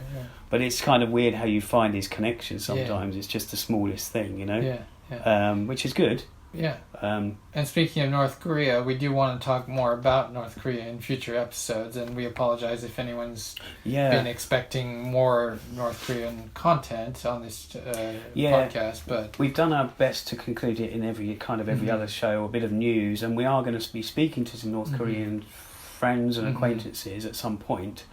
There's a lot in this area, there's artists in this area, and also... as Kim we know said, some North Korean defectors, and hopefully we'll talk to some of them interview some of them. And in fact, that reminds me, the KIMJANG Festival. There's normally a North Korean woman there, at least one. There's going to be quite a few that take part in that. They're always just making their own version of kimchi. In fact, it's on a stall. It's just a normal kimchi stall. Yeah. If there is such a thing as a kimchi stall. Yeah. But then nobody knows that they're north or south. It doesn't really matter. Sure. But they So I think that's good. They're bringing their own cuisine, and they're quite proud of it, I guess. and it is a different taste in many ways. Yeah, actually, I have been to North Korea once, and I ate some food in North Korea, but that's probably for another show. episode. Yeah, we might have even mentioned story. that. Yeah. Yeah. Definitely so. Anyway. But one other thing, talking about, what was the other thing we were going to mention? Oh no, that was it. Yeah, you talked earlier about the not so Korean. Forgot. So that's where the not comes from, North. Yeah. So that's why we're trying to desperately try to include North Korean stuff. Yeah, We could do an episode, literally pick one subject about North Korea. Great. But anyway, what I was going to say was our Not So Korean podcast group. We had recently, someone posted there. Actually, someone we've interviewed, fun enough, that we've still got to come up in this show. And she posted an article which was about North and South Korean women in the UK. Yeah, peacemaking. Yes. Now I missed the Zoom call. It was quite a long one. I think it was like 3 hours or something. Wow. But the good thing is, it does sound like they're going to put it onto YouTube or somewhere. So, but the good thing is, thanks first of all, people, for putting stuff into our group. It is designed for the community. Obviously, we might have to pick and choose stuff later on. Yeah. Depends what the articles are. So that is a part to do with North Korea.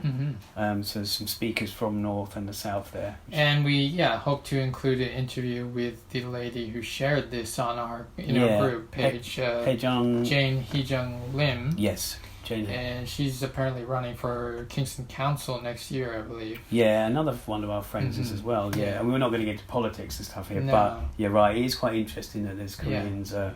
And Justina knows a few of those because of her connections as well. So we did about a 10-minute interview with her or something at the Kingston Korea Festival a few weeks ago. We've got about we put a short clip up on Instagram from her interview, but it was just like a minute. Yeah, that's true. It was a lot longer than that. Hope to release the whole interview later. Yeah, she was wearing a lovely hanbok on the day, or modernized hanbok. Yeah. That's right. We did, talking of that day. We did speak to 3 people that we've still got to put up, including her. But we also, just to mention this, we spoke to Mind. So you would have seen a couple of episodes ago. We spoke Mind to in Kingston. Yes, Mind in Kingston. Sorry, not Mind, because Mind is It is the same company, but it's a different part of it. Same Mind organisation. In Kingston. That's right. So we did, but we want to always mention them because they're doing such a great thing for mental health and particularly Koreans in. The sort of Kingston upon Thames and thereabouts area, and so we're just giving them a shout out at the end of the show. We really like what they do. That was kind of something we stumbled upon by accident. Oh, and I might be putting up on my YouTube channel just that interview alone. Okay. So instead of the episode, just putting the Mind in Kingston episode. Right. So for anyone who does subscribe to the YouTube channel, which incidentally for audio listeners, sorry, this is confusing. The YouTube channel at the moment, which might become our standalone one, is you can type in Jason K-Town Verney, because that's our channel. And speaking of that, you also uploaded a that's video. what I was going to come to. Okay. Yeah, no, that's okay. No, that's okay. You can mention it actually, rather than me keep piping on about my own stuff. But if you mention it, that's great. But also you can do youtube.com/Jason Verney, and that will bring us to the same channel. We might break away and have our own Not So Korean podcast one, but we're just experimenting. This has got quite a few people watching, so we'll see what happens. But Tim's going to mention something about the channel. Yeah, so you posted a short video on there. It's about 3 minutes in length about the BOP project, which we were involved with. Yeah. I guess this is now like 2 or 3 months ago, maybe? Yeah, it feels like it's... Well, I just realised ages ago, but because there's a lot's happened since we had the hanbok thing, which is also, I'm going to upload that to YouTube at some point. Right. I don't want to kind of clutter it with things, but I also don't want to clutter the YouTube channel with Not So Korean podcasts only. Sure. But it's, I'm trying to find sensible links. Yeah. But anyway, this video was first shown as part of the Hallyu Con 2021 for the KCCUK. Yeah. Korean Cultural Center, and so Hanguk Hapa hosted this video basically, and I filmed some of it. Jason edited it. Yeah, I think there's a couple of bits from my film, but not much. And I think there's some of her film, but you did as well. Yeah, and we also participated in the longer version, which hasn't been released yet. No, and that I'm kind of, I found that out recently. It's not included as part of the KIMJANG Festival, but later in the year, I could be as late as early 2022. The longer version of the video, which shows us tasting. Which should be showing tasting various kinds of or how they made various kinds of rice. Yes. Yeah, the methods of making rice. So that is a kind of. I mean, Justine is in talks with me at the moment, as in how we're going to do that. I've got my vision of it, but it might be different to her vision. So instead of a 3-minute video, which I've just posted on YouTube, which Tim just mentioned, which is simple, but it's to the point, and it shows you how they wash and how they make the rice. But I was quite happy to be commissioned by. Well, we were, asked to do it by the KCCE. It's kind of it gets confusing because you've got KBCE. Yeah. They're the ones that were making it, but the KCCUK, Korean Cultural Centre UK, which is something I'm always thankful to for them, because they got me into Korean films. They got me into lots of things about a decade and ago. They run the London Korean Film Festival. They run that as well. And they run the music stuff, everything. So it was kind of them that were kind of commissioning it, but also the Hanguk through them, I think, or in connection with them. But it's just a 3-minute video. If you do go on there, then feel free to like or just watch and leave a comment, or just watch it and never come again. we don't mind. But there will be more Korean related stuff. There's already a load on my channel, but all kinds of weird stuff, vlogs as well from places. But so I suppose that one more mention, which is Kaya, because we always use their music. So that's who we play out with. So this one's a bit longer than usual, but we hope it wasn't too long for you. Yeah, we're kind of getting used to this nice sort of chatting vibe and getting out our points as opposed to rushing it. I mean, we do get to a point where you do have to rush it to an extent, otherwise we would be here all day. It's already getting dark as we speak in the little studio setup we have. And once all these festivals and things are over, we are hoping to have more of a subject or topic based episodes where we just talk about one certain thing. That was the original intention. In fact, we've mentioned this before, but we were, say we were sitting in a pub, we thought we've got all this Korean knowledge, what we like to think we have, and talk about the subjects. And then and what happened was people were enthusiastic about our mention of interviews. So we couldn't pass that up, and we've got a few lined up, like bigger, sort of big things. So we do want to. So myself and Tim are like, we want to talk about other topics, and we could include it in a bumper show. We could have done a whole Squid Game episode, but we might do. It seems like we might in the future. Time has passed maybe on that one. But the second series, I heard that the second season is another supposed to be coming out at some point, but that may be like a year or two from now. Because that was the other bit of news. It was news to me and news to Tim. I finished watching the series way after everybody else, and in fact, now I think about it, Russell Brand. He also talked about it. I mean, he's someone that people either love or loathe. But Russell Brand is, he's a big, massive person, a comedian and activist and all that. But he mentioned he's just finished it, and I did, I realised a few things from that. First of all, he liked to watch it in Korean.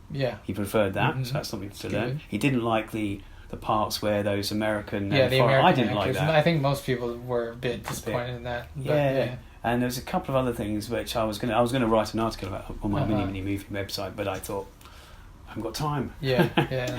But no, that was good that he did it, and he sort of spoke about Korean culture briefly, about his kids and K-pop or some music stuff. But it was interesting, I guess. So that was quite, something. I did wonder if he was going to.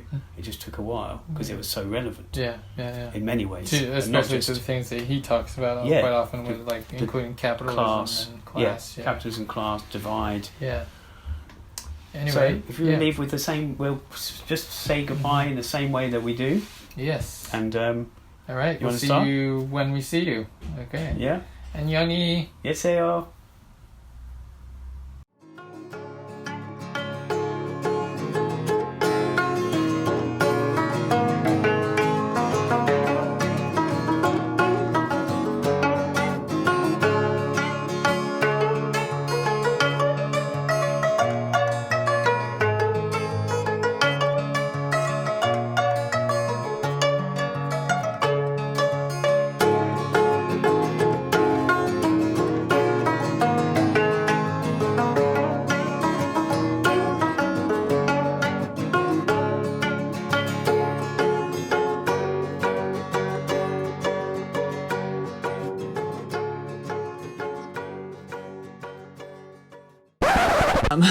I ordered these Squid Game costumes like 300 years ago, and they finally arrived today, like right on time, so I'm really happy. And I want to show it off. So I'm just getting over a cold. I feel fine, but my throat is like all over the place. Not COVID. A few years now. I had a friend, well, I still have a friend, who lives in Hereford, which is... Hello everyone, how you doing? Do you like my new Squid Game costume? I'm really happy with it. It came with gloves and a mask as well, but I'm technically working right now, so I need to be able to see what I'm doing. And the mask, actually I'll show you anyway, because it's cool. The mask is good. You just can't see anything through it. Not really. I feel like I'm kidnapping myself. Hey. Oh my god, why am I doing this on a fucking Friday afternoon? Oh.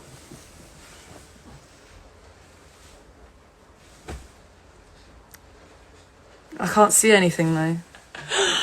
I already feel like I'm kidnapping myself. I wanted it to be like the hard mask, but it's just it's just this shit, innit?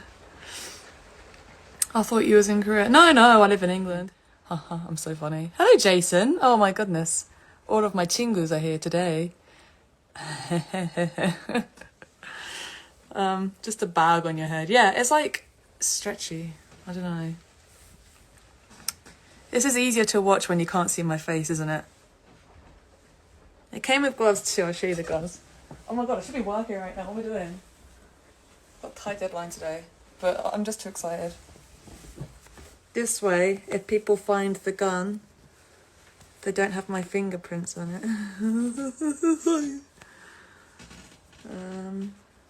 I really can't see anything. Like, this is supposed to be a Halloween costume. How am I supposed to go out? I know, I'll put it on backwards. Oh no! Let's try that again.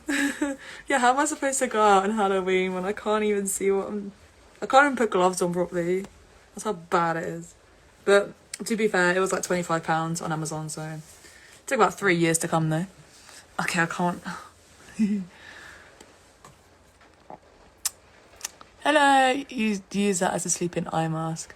Oh, I wouldn't. I can't breathe. I mean, you probably want to breathe when you're asleep. Say some lines from Squid Game. Oh, come on. What's something that these big boys say? 무궁화 꽃이 피었습니다. There you go. Okay, I actually can't breathe. That's staying off, sorry. But the hood will go up. Okay, I can see now. Hello, you need a chong. I don't know why I'm looking around like I'm just going to have one there.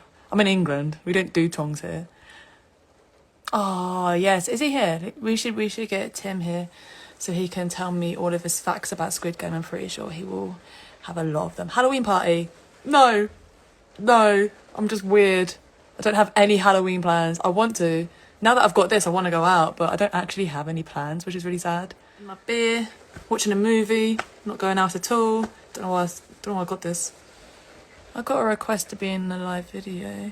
Mujahid, but I really shouldn't be on live right now. I should be working. Hello, everybody. Hello, 안녕. The accent is dope. Thanks, bruv. Thanks. I don't love it. I don't hate it, but I slip in and out of an ugly accent. And no one in Korea understands my accent because they all learn American English. So when I'm in Korea, I'm like, hello, can I have a soda, please? It's not even good. I wonder if there's any Squid Game filters. How do I... I'm coming so long. 여러분, 게임에 환영합니다. Okay. Yeah, but I took my mask off, so now I've got to go. 여러분, game... Wow, it would help if I could speak Korean, wouldn't it? 여러분, 게임에 환영합니다. 여기 오면 꼭 죽을 것 같아요. 영원히 안녕.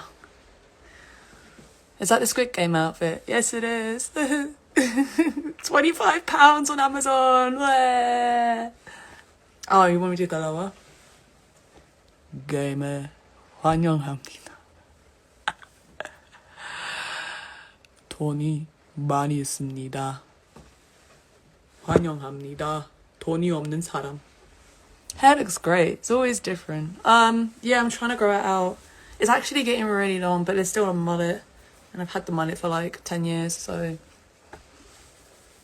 I can't remember what colour it was when I met up with you last time for the podcast. Because I recorded a podcast with Oh my god, I just realised that doesn't say Jason. It says Jason. I recorded a podcast with Jason. He runs a Korean themed podcast in London, so you got that to look forward to if you care about me and my personal life in any way, shape or form. But I don't know when it's coming out, so I'll probably put it on Waygigans when it does, because they do quite a lot of interviews with actual people, not just little people like me, but like chefs and translators, I think. I don't know, it's hard to keep up. You do a lot. That's a Joe Goldberg vibe. Oh, it's raining. I thought that's the one I'd just broken in. Yeah, Scary Movies weekend. We're deciding between Halloween and Beetlejuice. Actually, yes. Yep, Not So Korean podcast soon. We had a backlog.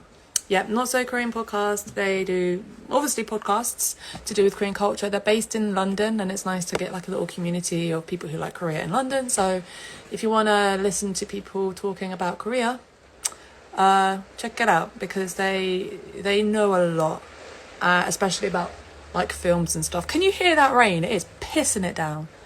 모두 게임을 성공하면, Nikki, if you want me to read out that number, you got another thing coming. 얻을 겁니다. Okay. 모두 게임을 성공하면 돈 얻을 겁니다. I'm not fucking saying that number. Oh, okay. Maybe I can. I'll just say it in English. 모두 게임을 성공하면 45 million won 얻을 겁니다. Oh my god, it sounds like, you know, you have those like subway announcements, and it's like a normal voice, and then they say the station, and it's like a weird out of context voice. So it's like 이번 역은 서울 스테이션입니다. I started saying it in Korean and I ended up saying it in English. Is it million or billion? I don't know. I can't count 1, 2, 3. So that's 3, 6. That's 9 zeros. I think that's million. 모두 게임을 성공하면 45 million won 얻을 겁니다. 나도 그런 돈이 없지만 찾을 수 있으면 알려줘. I really want that money. I think it's 4500 or what am I doing? Okay, okay, I'll try again. I have to scroll up so I have to remember this. 45억 100원. I need to put the hood back up so people know that I'm not just saying it. I'm playing a character. Squid Games, can you hire me? Thanks. Okay, I've already forgotten it. 45억 100원. 45억 100원. 모두 게임을 성공하면 45억 100원 얻을 겁니다. Wow, that was terrifying. You should be scared of me. Oh, bless you. Please save this video so that I don't know how to pronounce his name, but his name's Timothy, can see it. Just so that, just for the great Not So Korean podcast shout out. But in the great Squid Game outfit and impressions, this is such an amusing live stream. Oh, I'm glad you're enjoying it. Do you want me to give a shout out with the hood on? Because I will. Tell me what to say. I mean, I fucking bought it. I'm not going to a Halloween party, so I might as well make some use of it.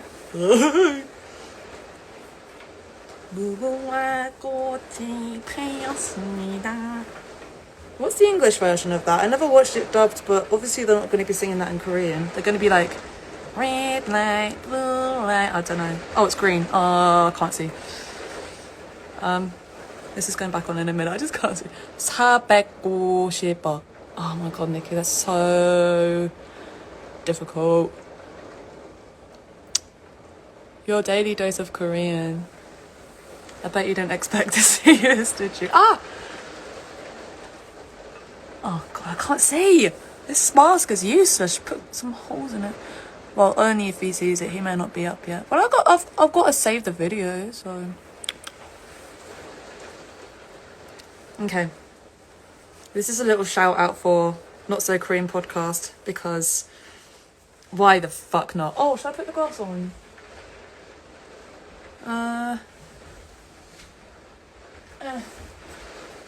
Yes, I shall. 무궁화 꽃이 피었습니다. I put that on Instagram, right? I put that as a reel. And I can't even like share it on story anymore. I don't know what Instagram think they're doing. But whatever it is, it's actually personally offending me. It's like they don't want us to share things anymore. Like, isn't that the whole point? Anyway. Oh my god, more comments. With square, I think so. I've got a circle one and I think, I hope this is the strongest because I don't want to out myself like that. How are you breathing in that mask? I'm not. I'm actually not. It's not that tight. Anyway. Not So Korean podcast. Check it out. Or you will 죽어. You're welcome, Jason.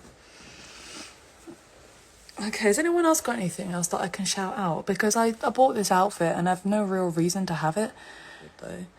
할로윈 파티 갔나요? No. 갈 곳 없어요. 그냥 입고 싶어서 입어요. 외국인. Did we steal the name that you wanted to get on Instagram? So you had to add an extra N at the end. I'm so sorry, but we try to do well. Oh, happy birthday! Oh, I'll say it in Squid Game. Happy birthday, 생일 축하해요. 너 안 죽어요. 모두 다 죽는데 너만 안 죽어요. Because it's your birthday. Shout out about your great video titles and packages. Okay. 안녕하세요. Why am I doing it in Korean? Hello. I make videos and I sell YouTube graphics for YouTube videos. Check it out. MD video. Okay. Has anyone else got any shout outs for me? Is it cold where you're staying? Because it's cold in Jeju now. Oh, I miss Jeju Island so much. It's not that cold here. It's getting there, but it's not that cold yet. But it is raining a lot. And I've got to go out later, so... what part of Jeju are you in? I've only been to one side of it, and I think it was something called Seogyepo? Something like that. I don't know. It was really fun though. It was summer and it was a typhoon and I had the greatest time ever. I'm going to Trupar, if that makes sense. Probably doesn't. I need that hand. Okay. Squid Game을 환영합니다. 게임을 다 죽지 않고 끝나면 돈 많이 받을게요. Okay? So there's that for you. Oh. I live in Norhyung-dong, Monsieur. Oh, that's cool. Okay, I need to go back to work. Oh, there's another comment. Okay, we need to go back to work. Oh my god, I've got a deadline tonight. Oh my god, okay. I'm Michael Jacksoning this because I need this hand to use my phone. 라이브를 오는 게 환영합니다. Okay, I've really got to go. Okay, I've got to go. Thank you for watching. Thank you for putting up with this mess of a human being. I will see you. Oh, fuck. I will go. Goodbye.